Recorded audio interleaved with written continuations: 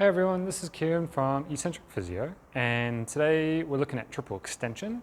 So this would be like your end stage rehab after, any injury really, and something where you're trying to get back to sports and being able to try to create power, or trying to walk up hills, or anything that requires some big stepping movements.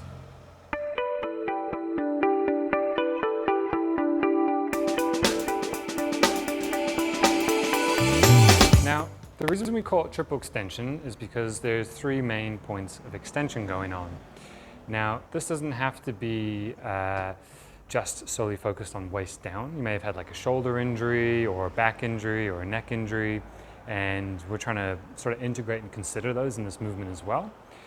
They may not be part of that triple extension, but I'll show you how they're still relevant to this movement.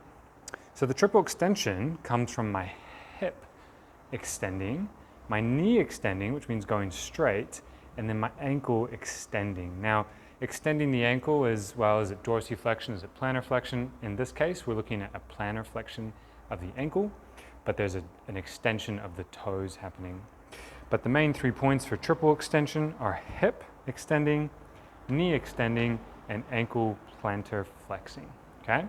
So when you push yourself forward, those 3 things happen. It'll be to a bit of a lesser degree when you're walking. You might carry a little bit more knee flexion with your walk and maybe never quite fully extend. But when you start getting into jumping and running and sports that require cutting movements, you really want to get that full triple extension so that you can really propel yourself in whatever direction you're trying to go.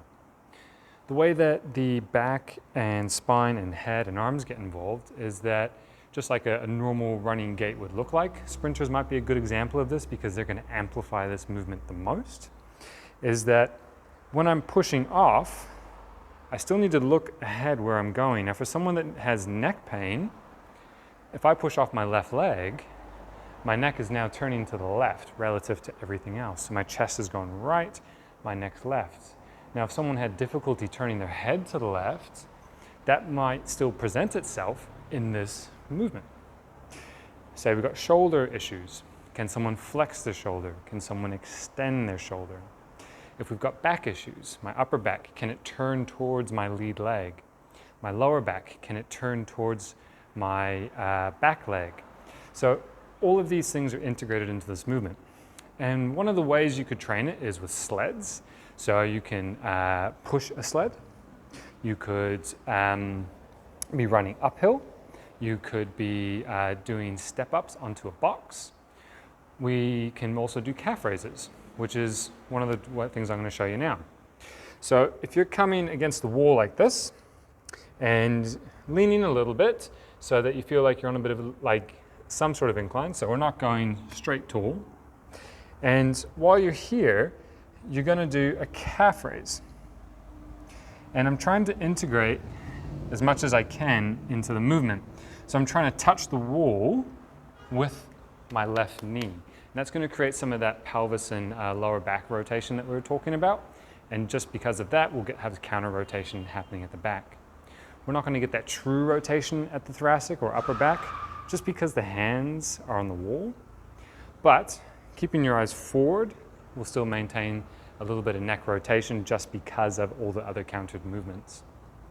So from the other angle, I'm calf raising and then I'm trying to touch that wall. So it's like I'm really trying to reach. It's almost like there's glass over here and I'm trying to break it with my knee. That's one cue. A second cue would be I'm trying to push the earth away from me. So if we think about that pushing the earth away cue, I'm pushing the earth away, pushing away. Or if we go back to glass, I'm trying to throw my knee into that glass to break it. Something that a lot of you might do is leave your pelvis behind. So really try to reach forward with that knee. Otherwise, you might stay in a little bit of this pelvis drop, and when you push forward, you don't get a true triple extension, especially at the hip. We need that pelvis to rotate.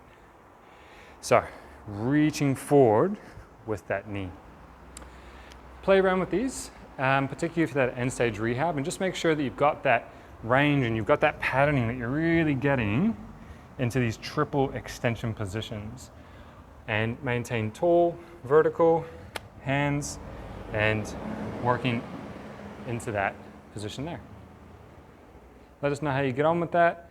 You might find that it's challenging in a way that you get fatigued, or just challenging in a coordination way. There's many ways you can implement this into rehab. It doesn't have to be this way, but try to find movements that replicate this pattern, because it's just something we need to be able to create power. If you like this video, then please hit like below. Otherwise, to check out more of our content in the future, you can subscribe to our channel by clicking our logo over here.